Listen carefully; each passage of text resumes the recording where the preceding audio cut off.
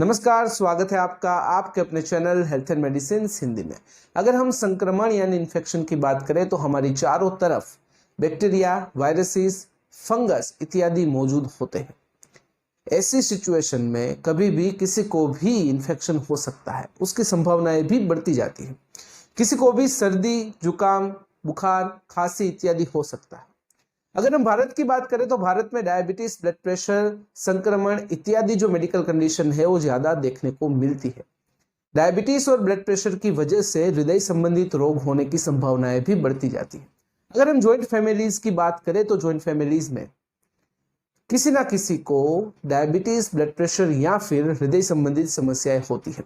ऐसे में अगर हमारे घर पर कुछ मेडिकल डिवाइसेस मौजूद है तो हमें आसानी रहती है, डे टू डे रिकॉर्ड्स हम उस पर मॉनिटर कर सकते हैं, हमारी हेल्थ को मॉनिटर कर सकते हैं। इसलिए आज की वीडियो में मैं आपको 5 ऐसी मेडिकल डिवाइसेस के बारे में बताऊंगा। अगर यह डिवाइसेस हमारे घर पर है तो हमें आसानी रहती है हमारी हेल्थ को मॉनिटर करने के लिए। देखिए, आज जो भी हम डिवाइसेस के बारे में बात करने वाले हैं उसमें हम सिर्फ ब्रीफिंग करेंगे, मतलब कि हम शॉर्ट इंट्रोडक्शन, किस तरह से ये डिवाइसेस काम करती है, इसका उपयोग क्या है, इसके बारे में ही जानेंगे।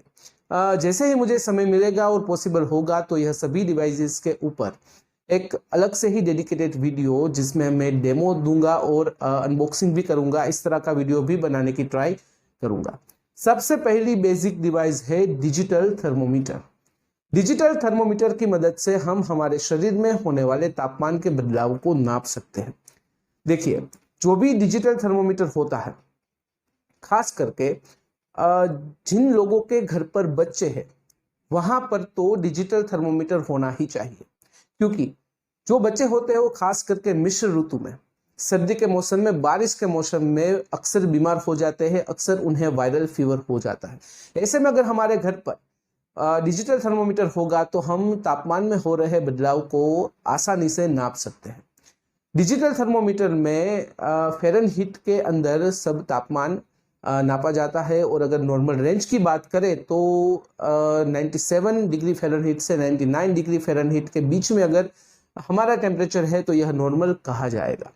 अगर बाई चांस हमारा टेम्परेचर 99 डिग्री फ़ारेनहीट से ज़्यादा हो जाता है तो इमीडिएटली हमें डॉक्टर का संपर्क करना है, और हो सके तो हमें हॉस्पिटल में भी एडमिट होना है। देखिए, यह जो थर्मोमीटर होते हैं, जो डिजिटल थर्मोमीटर होते हैं, उसका उपयोग एकदम से आसान होता है, उसमें कोई बड़ी बात नहीं है।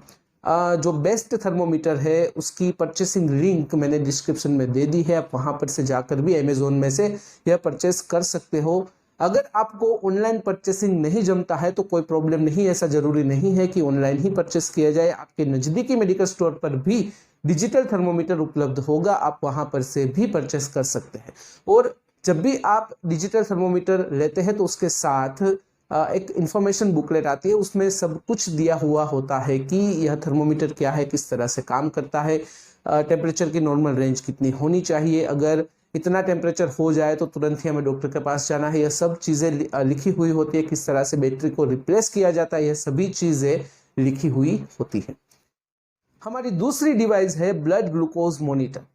देखिए, नाम ही सजेस्ट करता है कि इस डिवाइस का उपयोग हमारे खून में मौजूद शर्करा का प्रमाण यानी कि शुगर लेवल को मेजर करने के लिए होता है। अगर कुछ आंकड़ों की बात करें तो भारत में तकरीबन 77 यानी कि 77 मिलियन लोगों को डायबिटीज है।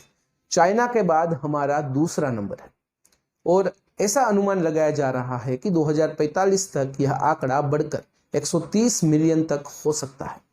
अगर किसी को डायबिटीज है या फिर अगर कोई प्री डायबिटिक है तो उनके घर पर ब्लड ग्लूकोज मॉनिटर होना चाहिए, क्योंकि ब्लड ग्लूकोज मॉनिटर की मदद से आसानी से हम हमारे ब्लड में जो शर्करा का प्रमाण है उसमें जो फ्लक्चुएशन हो रहा है, जो बदलाव हो रहा है, उसे हम इजीली मॉनिटर कर सकते हैं।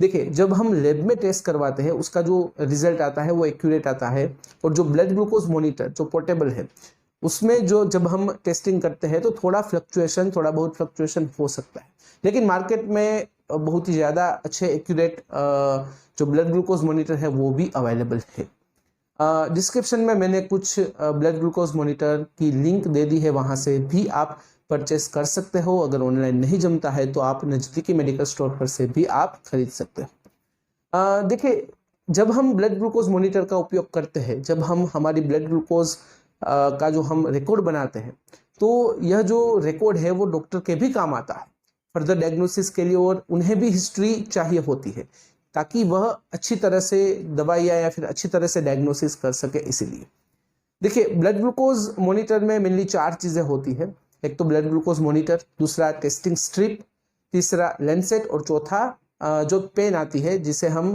इंजेक्शन पेन कहते हैं, जिसकी मदद से हमें हमारी उंगली पर या फिर जिस जगह से हमें खून लेना है वहां पर एक छोटा सा प्रिक करना होता है।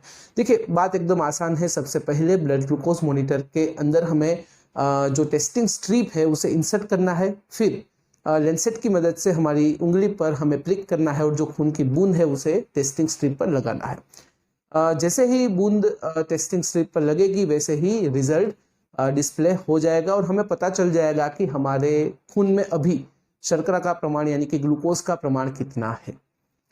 देखिए, जब भी आप ब्लड ग्लूकोज मॉनिटर खरीदते हो तो उसके साथ एक इन्फॉर्मेशन बुकलेट भी आती है जिसमें ब्लड ग्लूकोज मॉनिटर क्या है, किस तरह से हमें टेस्टिंग करना है, और जो भी 4 चीज़ें चीज़ें उसमें आती है उसके बारे में, सभी के बारे में इन्फॉर्मेशन होती है। साथ ही साथ कहाँ से हमें ब्लड सैंपल कलेक्ट करना है उसकी इन्फॉर्मेशन भी होती है। किस तरह से हमें बैटरी को रिमूव करना है, फिर उसे फिर से इंसर्ट करना है, यह इन्फॉर्मेशन भी होती है। और साथ ही साथ यह जो डिवाइस है उसे किस तरह से मेंटेन करना है यह भी उसमें इंफॉर्मेशन दी गई होती है। हमारी तीसरी मेडिकल डिवाइस है pulse oximeter. Corona virus pandemic के दौरान अचानक से पल्स ऑक्सीमीटर का सेल बढ़ गया और ज़्यादातर लोगों को कोविड-19 पेंडेमिक से पहले पल्स ऑक्सीमीटर क्या है उसके बारे में पता भी नहीं था। देखिए, पल्स ऑक्सीमीटर की मदद से हम 4 चीज़ें मेजर कर सकते हैं। नंबर 1 है SpO2 यानी कि हमारे शरीर में ऑक्सीजन का सैचुरेशन, मतलब कि हमारे शरीर में जो टोटल हीमोग्लोबिन है उनमें से कितने प्रतिशत हीमोग्लोबिन ऑक्सीजन को कैरी करके जो हमारे अलग अलग ऑर्गन्स है, जो हमारी अलग अलग मांसपेशियां है वहां तक पहुंचाते हैं। देखिए, यह जो आंकड़ा है वो 95% से ज्यादा होना चाहिए। अगर बाई चांस ये आंकड़ा 95% से कम आता है तो तुरंत ही हमें डॉक्टर का संपर्क करना है। दूसरी चीज है PR यानी कि पल्स रेट, मतलब कि हमारा दिल 1 मिनट में कितनी बार धड़कता है। तीसरी चीज है PI यानी कि परफ्यूजन इंडेक्स, मतलब कि हमारी उंगलियों तक हमारा जो खून है उसका प्रवाह कितना है। चौथी चीज है RR यानी कि रेस्पिरेटरी रेट, मतलब कि 1 मिनट में हम कितनी बार ब्रीथिंग करते हैं, मतलब कि हम कितनी बार सांस लेते हैं, कितनी बार छोड़ते हैं। ये 4 बेसिक चीजें हम पल्स ऑक्सीमीटर की मदद से नाप सकते हैं। देखिए, जब भी हम बीमार होते हैं डॉक्टर के पास जाते हैं तब डॉक्टर भी इस पल्स ऑक्सीमीटर की मदद से यह 4 बेसिक चीजें जानते हैं। और आपने भी अगर देखा हो तो जो लोग हॉस्पिटलाइज है, जो बेड पर है, उसकी उंगली पर भी एक पल्स ऑक्सीमीटर लगाया हुआ होता है। वायर जो होता है वो मॉनिटर पर होता है। हालांकि जो हॉस्पिटल में जो अवेलेबल होते हैं पल्स ऑक्सीमीटर वो पोर्टेबल नहीं होते, लेकिन यहाँ पर हम जो बात कर रहे हैं वो पोर्टेबल पल्स ऑक्सीमीटर की बात है।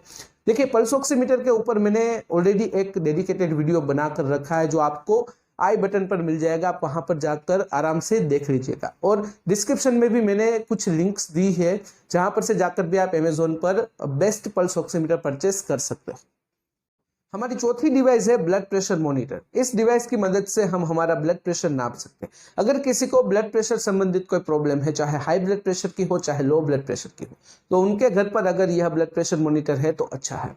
देखिए, ब्लड प्रेशर मॉनिटर की मदद से हम आसानी से ब्लड प्रेशर को हम मेजर कर सकते हैं और एकदम तरीका है, एकदम सिंपल है। देखिए, ब्लड प्रेशर में जब हम डॉक्टर के पास जाते हैं तो जो कफ होता है, मतलब कि यहाँ पर जो एक कफ जिसे हम कफ बोलते हैं उसे लगाते हैं, उस तरह से ही जो डिजिटल जो इलेक्ट्रॉनिक जो आता है ब्लड प्रेशर मॉनिटर उसमें भी कफ आता है। उस कफ को इस एल्बो से 1 इंच ऊपर यहाँ पर लगाना होता है, फिर प्लेस कर देना है और जैसे ही हम स्टार्ट बटन को दबाएंगे वैसे ही उसके अंदर हवा भरना स्टार्ट होगा और एक समय ऐसा आएगा कि वह फूल जाएगा, इन्फ्लेट हो जाएगा और उसके बाद इन्फ्लेट होने के बाद फिर से हवा फ्लो बैक होगी और नॉर्मल कंडीशन में आ जाएगा और आपको डिस्प्ले में रिजल्ट दिखाई देगा। हालांकि इसकी एक्यूरेसी थोड़ी कम है, मतलब कि अगर आपने देखा होगा कि बड़े से बड़ा डॉक्टर, देखिए जो लोग MD है, मास्टर ऑफ डॉक्टर है, वो भी इलेक्ट्रॉनिक जो ब्लड प्रेशर मॉनिटर है उस पर भरोसा नहीं करते हैं। उनके पास जो उसका कन्वेंशनल जो मशीन होता है, जो कन्वेंशनल रूप से जो ब्लड प्रेशर नापते हैं वही एक्यूरेट होता है। लेकिन अगर किसी को बहुत ही ज़्यादा ब्लड प्रेशर की प्रॉब्लम है तो अगर उसके घर पे यह ब्लड प्रेशर मॉनिटर है तो अच्छा है, अंदाजा हम लगा सकते हैं, लेकिन ऐसा कंपलसरी भी नहीं है कि हर किसी को यह लेना है।